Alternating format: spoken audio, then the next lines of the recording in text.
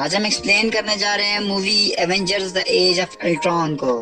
इस कहानी का स्टार्ट होता है कि ईस्टर्न यूरोपियन कंट्री स्कोविया से, जहां सब एवेंजर्स मिलकर हाइड्रा की एक बेस पर अटैक करते हैं, जिसका हेड होता है स्ट्रकर, जो कि एवेंजर 1 मूवी में लोकी के चुराए गए स्ट्रक्चर से कई लोगों पर अपने एक्सपेरिमेंट्स परफॉर्म करता है, जो कि सीक्रेट होते हैं। ये स्ट्रकर के पास कैसे आया? जब हमने एवेंजर 1 मूवी देखी थी तो उसके अंदर लोकी से स्ट्रक्चर जब्त करने के बाद शील्ड का एक एजेंट, जो कि हाइड्रा के साथ ही मिला हुआ था, उसने ये स्ट्रक्चर स्ट्रकर को सेल कर दिया और इसकी मदद से स्ट्रकर कुछ इलीगल एक्सपेरिमेंट्स परफॉर्म करने लगा। दूसरी तरफ एवेंजर्स टीम का सामना होता है दो आदमियों से, पिएट्रो और वांडा से। ये दोनों ट्विंस होते हैं और सभी एवेंजर्स को बहुत सख्त टकरा देते हैं, और इसी दौरान सभी एवेंजर्स आधी आधी टीम में डिवाइड हो जाते हैं और स्ट्रकर को पकड़ने की कोशिश करते हैं। दूसरे सीन में दिखाया जाता है कि आयरन मैन जाकर पूरे के पूरे स्ट्रक्चर को रिट्रीव कर लेता है, ताकि वो स्ट्रक्चर को वहां से लाकर उस पर एक्सपेरिमेंट कर सके कि आखिर ये इतना डेंजरस क्यों है। हाइड्रा बेस को पूरी तरह तबाह करने के बाद आयरन मैन और ब्रूस बैनर उस स्ट्रक्चर पर एक्सपेरिमेंट शुरू करते हैं और एक आर्टिफिशियल इंटेलिजेंस उसके अंदर बिल्ड कर देते हैं, ताकि स्ट्रक्चर की बारीकियों से बाखबर रह सकें। अब टोनी और ब्रूस बैनर को पता चलता है कि स्ट्रक्चर के अंदर एक जिम है जो कि ऑटोमेटिकली सोच सकता है, और इसी के साथ ये दोनों एक ग्लोबल डिफेंस प्रोग्राम पर अपना काम शुरू करते हैं। लेकिन जैसा टोनी और ब्रूस बैनर ने सोचा था वैसा नहीं था। स्ट्रक्चर उन सभी इलेक्ट्रॉनिक चीजों के अंदर जाकर अपनी इन्वेस्टिगेशन शुरू कर देता है, लेकिन वही जारविस, जो कि टोनी का एक एआई कंप्यूटर होता है, जो कि स्ट्रक्चर को ऐसा करने से रोकता है। लेकिन स्ट्रक्चर इस जारविस को खत्म कर देता है और एक दूसरी मशीन के अंदर अपना बॉडी बनाता है, वहां से भाग भी जाता है। हालांकि टोनी ने उस जिम की वजह से एक ग्लोबल डिफेंस सिस्टम बनाने का सोचा था, जिससे कि सारी दुनिया में पीस यानी अमन लाने का सोचा था। लेकिन उस अल्ट्रॉन, उस जिम के माइंड के अंदर ये था कि जब तक यहाँ पर लोग जिंदा हैं और आपस में लड़ते रहेंगे, तब तक यहाँ पीस कभी भी नहीं आ सकता। यानी कि जब तक वो यहाँ पर जी रहे लोगों का खात्मा नहीं कर देता, तब तक यहाँ पर पीस कभी नहीं आ सकता।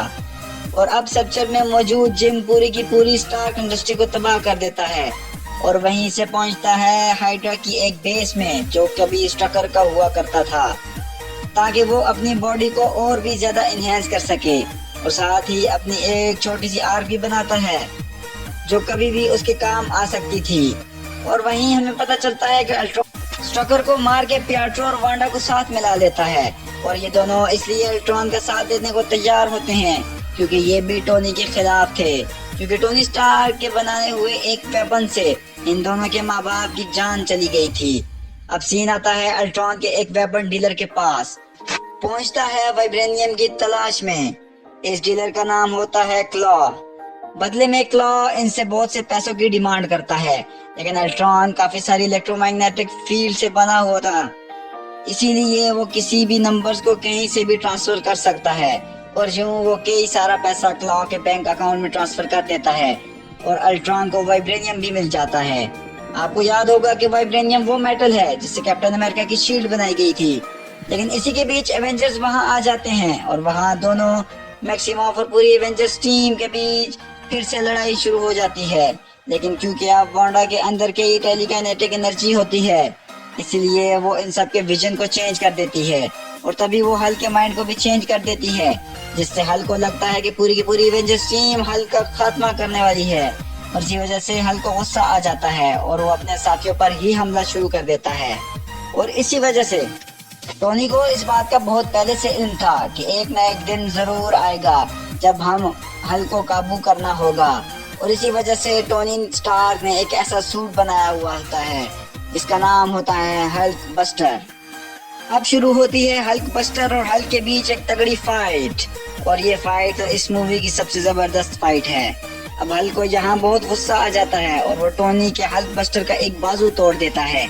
लेकिन उसी दौरान टोनी सैटेलाइट की मदद से वेरन का, जो कि हल्क बस्टर का ओरिजिनल नेम होता है, उसका एक और हाथ मंगवा लेता है और फिर से हल्क से लड़ने लग जाता है।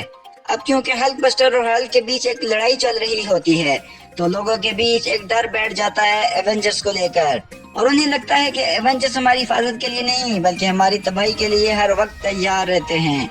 इसीलिए एवेंजर्स अपनी बेस चेंज कर लेते हैं और किसी दूसरी जगह अपना सर छुपाने जाते हैं। और वो जाते हैं हॉकाई के घर पर, और वहां जाकर थोर एरिक सेल्विक से मिलता है और उन्हें बताता है कि मेरे ऊपर वॉन्डर्स ने अपनी विजन की पावर दिखाई थी, तभी मुझे उन सब हेलुनाइजेशन बार बार अपने माइंड में आने लगा है।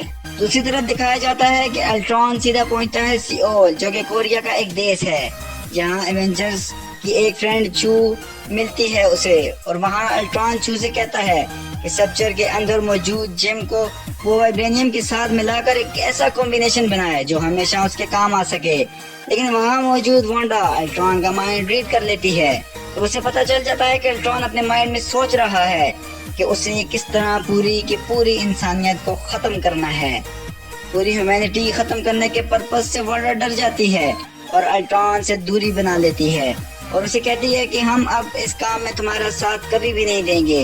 हमारे साथ हम तब तक थे जब तक हमें लगता था कि तो टोनी स्टार्क तुम्हारा भी दुश्मन है और हमारा भी, लेकिन अब जब हमें तुम्हारा असल मकसद पता चल चुका है तो हम इस काम में तुम्हारे साथ बिल्कुल भी नहीं हैं। अब इसी बीच हम देखते हैं कि जहां एवेंजर्स भी पहुंच जाते हैं और स्टीव रॉजर्स, नताशा और हाइकाई मिलकर इन सबको हराने की कोशिश करते हैं और साथ ही सिंथेटिक बॉडी को अपने साथ ले जाने की कोशिश करते हैं। इस लड़ाई के खत्म होने के बाद जब सिंथेटिक बॉडी पूरी तरह से एवेंजर्स के पास आ जाती है तो टोनी स्टार्क अपने जारविस को उस पूरी सिंथेटिक बॉडी के अंदर इनबिल्ड करने की कोशिश करता है और वहीं पर थॉर भी अपनी बिजली की पावर यूज करते हुए उस जिम के अंदर पूरे तरीके से उसको रिएक्टिव करने की कोशिश करता है। और तब उसे पता चलता है कि वो जिम 6 इन्फिनिटी स्टोन में से एक स्टोन है जिसका नाम है माइंड स्टोन। और इसी के साथ एक नई एक्सपेरिमेंट द विजन की बर्थ होती है, क्योंकि एवेंजर्स के साथ एक नया कैरेक्टर जुड़ गया होता है जिसका नाम होता है द विजन। और वहीं पर वांडा, पिएट्रो, विजन और पूरी एवेंजर्स टीम सोकोविया में जाकर अल्ट्रॉन के उसी बेस को तबाह करते हैं जो कि उसने वाइब्रेनियम से बनाया था।